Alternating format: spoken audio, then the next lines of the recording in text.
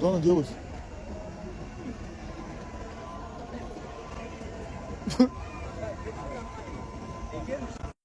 Брат, какой пол снимаю? А где она? Она, походу, специально спрятала. Да, она специально спряталась. Она только что здесь была. Ну вот она странная, мы сейчас ее хрен найдем. Она реально спряталась. Когда с ней сериал надо снимать. Она только что здесь была, брат. Да.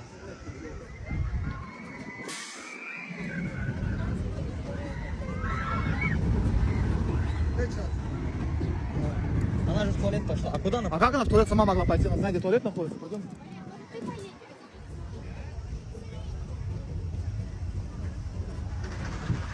Акош!